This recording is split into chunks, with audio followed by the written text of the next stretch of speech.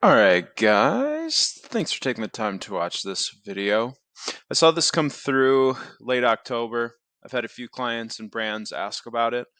So I just wanted to review it together, share a little bit of learnings, and make sure that you're sending safely coming into the new year. Talks about BFCM stuff. Most of the brands that we work with do already have this in place, but it has caused a little bit of a stir. So let's just review. So Google plus Yahoo's new sender requirements, how to prepare without interrupting your BFCM plans. Thank you, Annie, for putting this together. By now, you've probably heard about Google and Yahoo's new sender requirements. Sender requirements, you say? And they may be making you sweat, but take a deep breath. We've got good news. First, there's no rush. That's right, you can keep your focus on BFCM. None of these changes are taking place until Q1 of 2024. So, no need to rush. If you haven't done it yet, you're fine. Just make sure that you're rocking and rolling with this in the new year.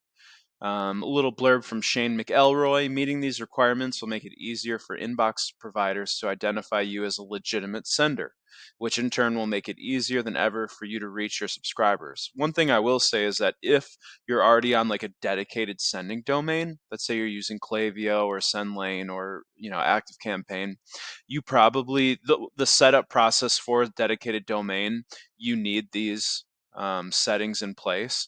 But it's like if you're not on a dedicated domain and you're on like a shared sending domain, lots of brands are in Klaviyo and others, you want to make sure that you have these settings set up on the server side of things. So let's keep going. Shane, project manager at Klaviyo, emphatically agrees the upcoming requirements have long been recommended, which they have by inbox providers as best practices. By moving from recommendation to enforcement, Google and Yahoo are making it clear that proper authentication is essential for email marketing success. Okay, so if you have a dedicated sending domain, don't freak out. If you don't, you're going to want to look into this.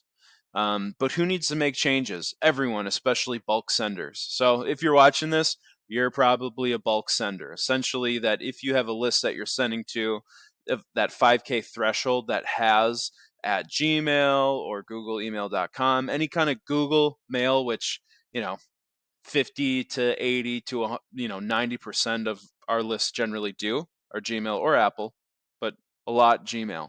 So by and large, you're fitting this threshold. So let's take a closer look at what changes and how to prepare. So here are the big three new requirements to plan for. You set up your DeMark authentication for your sending domain. Well, what the frick is DeMark? I am glad you asked. So let's look how DeMark works. So initially what you have here is your sender's email server. That will send, so the sender goes to the receiver, okay? I'm hoping that you guys are there. I'm not seeing the box, but we'll keep going.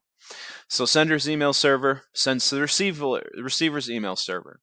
So in that, once it hits the receiver's email server, so let's say you're a brand, you're sending your emails from your email server, it hits your receiver's email server. Before it hits inbox, right, there's some things going on. So SPF, DKIM, they check email validity and individually. So each of these emails that are coming through, because these servers like to protect themselves, they're checking each message all the way through from your server into each and every individual email server to your recipient. So let's go. So let's say that these settings flag something. So pass is none. So pass, the policy is none. Okay, so if the policy is none and it passes, you're hitting inbox, which is exactly what you want. Let's say that when it hits that receiver's email server and it fails, there are a few things here that you need to maybe set up, maybe not. These are more like secondary settings. So policy equals quarantine. Quarantine means it's going to hit the spam folder, or policy is reject, so email won't deliver. Okay. Now, how the frick do you check if your domain has these set up? Maybe it does, and you're like, well, this is all a little heady, and I don't really know what it means, and I hope my email guy set it up right. We'll come over here. So we put in apples, and Apple has right here. So MX Toolbox, tool I recommend. We can go in, DeMark record published, DeMark record enabled, right here, the results, and DNS record published. You want to see the greens, right? So if you see greens here, don't look any much deeper into this, you're gravy. Now let's say it looks something more like this. So DeMark record published, that's a test. No DeMark record found. That is exactly what Klaviyo is saying here, that you need to set up your DeMark authentication for your domain. Now there's another one here. The policy is not enabled. So what does that quarantine and reject policy look like? Well, we touched on it right here. So the policy is none, policy is quarantine, policy is reject. You can set that up. If your policy is none, it's going to cast a wide net, pretty much let everyone through. If it's, a shitty email server and it fails, you can either just reject it outright and so it won't deliver, which is probably the best one unless you're really just trying to squeak everything through, or you can quarantine and it hits that spam folder. Okay? So MX Toolbox for the win. You can check your things there. Let's get into it. So set up DeMark authentication for your sending domain.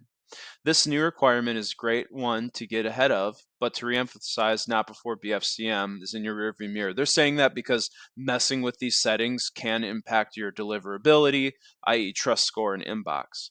You can set up a DeMark authentication for your sending domain in your DNS provider yourself, and you can take care of it anytime.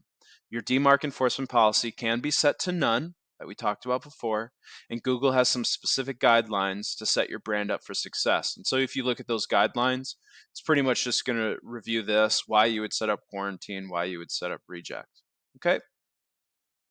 Wonder why my picture's not on anymore. Keep an eye out for a tutorial. Thank you, Klaviyo. Now, this is what Lauren is saying. Configuring DeMark P equals none is a great first step to analyze email streams using your domain and working towards DeMark enforcement. Really, it's just the first step. Once you set up these records, your policy can be none, you're good to go, just based on the changes that are coming. Second piece out of the three, align your from header with your domain. So if you're a bulk sender, which we all are, you need your own sending domain. You can no longer use a shared domain. Wah, wah. So domain migrations galore. If you need help with that, just reach out. We're here to help. Let me see if I can get this camera going. Weird. So align from your from header from your domain, so no more shared sending. That means you're going to have to migrate to a dedicated sending domain.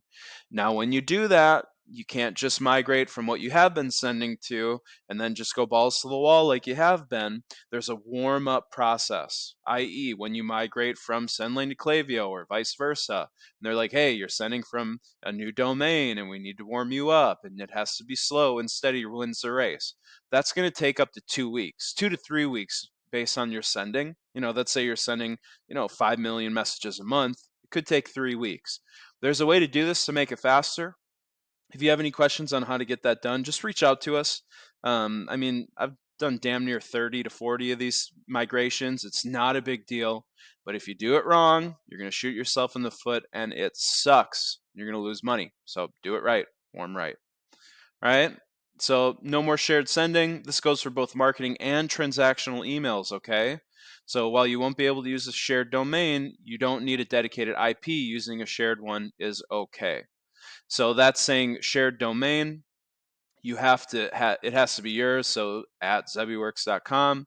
However, you don't need a dedicated IP. So there are these IP pools, right, that Klaviyo uses and other ESPs, email service provider, uses to send from. Rather than a one-to-one, it's much more inexpensive to have pools, and that's why Klaviyo compliance is like, hey, your click-through rates are low or your open rates are below 10%, pick it up or get lost. They're trying to make sure that their shared IP pools are not corrupted. So if you want total control and you want to maintain autonomy through your domain and your sending, dedicated IP, I would go dedicated all the way for domain and IP. No shared IP, go dedicated. Last but not least, most of this, you should be doing anyway. Make unsubscribing easier and clearer. Clearer. This requirement is actually 2. Your marketing emails must include a method to unsubscribe in just one step. So that means that when you click unsubscribe at the footer of the email, it should populate that Klaviyo page and says unsubscribe successful. And, there are ways to recapture underneath, like, well, would you rather have our Tuesday morning newsletter because you're sick of hearing about our discounts, but you like our tone and voice? Well, click that, and then you can resubscribe into that list. But it's got to be a one-step method, okay?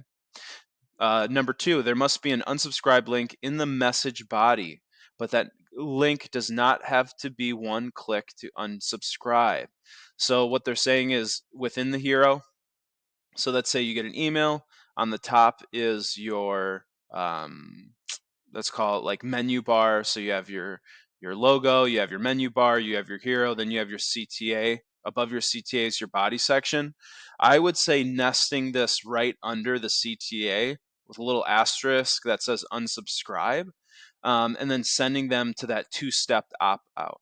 Okay, so there's going to be ways to do this, but what Google's going to do is they're going to be fishing through those emails on the server side and say, do I see language that says unsubscribe here in the message body? If you don't, you're going to get dinged. You might not hit spam, but you could hit the promotions tab, which is just as worse. So that's actually pretty important and something that's going to, have an impact in your creative moving forward. So don't miss that step. Initially you can probably skirt by, but as the AI gets smarter, you're going to get dinged for that. McElroy points out that if it's difficult for your recipients to unsubscribe, they're more likely to mark your emails as spam, which damages your delivery reputation. And that's something that the domains or inbox providers are always looking out for. It's true. A clearly visible unsubscribe link and short journey to no longer receive marketing messages are best practices. So if you need to get compliant on this point, know your deliverability score, send your reputation, and engagement with customers is likely to improve once you got it in place. I think that's a little hocus pocus. I think if you have a strong list and people like your stuff, it's very self-evident. I think more so these are conditions for newer brands that might be mass sending or bulk sending to people that maybe opt in a fishy or more gray hat way. Let's keep going. So requirements for all senders. If you send to Google email accounts at all, even if you don't regularly send 5K messages or more a day, you'll need to adhere to some new requirements. Keep your spam rates low. That's good. Rule of thumb, 0.30. You can use the Postmaster tool to monitor those rates. Klaviyo has it built in. Don't impersonate Gmail from headers. Okay, so this one should only impact you if you're an entrepreneur just getting started. And I think that's what most of this is for, that people are hopping in are just doing more spray and pray than, a proper segmented approach. So if you don't have yet your own domain and you use gmail.com or googlemail.com in your friendly from address, your email will end up in the spam folder. It's pretty critical. So more pay to play ahead. So if you're thinking of getting your own domain, it's worth investing before February 1st, 2024. And Del Vesio sees this requirement as 100% positive. Okay. Are there any new requirements? Just to reiterate, set up your SPF and DKIM email authentication for your domain. That's what this is right here. Set those up, pick your policy, you'll be good to go. Let's go back. Ensuring that your sending domain and IP has valid forward and reverse DNS records. We talked about that, where DNS record published, DNS record found. That's going to be almost automatic when you open up a domain that you can send through. And last but not least, formatting messages according to the Internet Messaging Format Standard. So that's adding that, multi opt-out step within the body of your messaging. So don't forget about that one. That one I think is going to sneak by and hurt some people. So I hope you found this video valuable. If you're like, screw this, Zeb, this is TMI, just do it for me, you can hit me up at zeb@zebi.works or click the link in the video. Would love to chat. Thanks. Have a good day.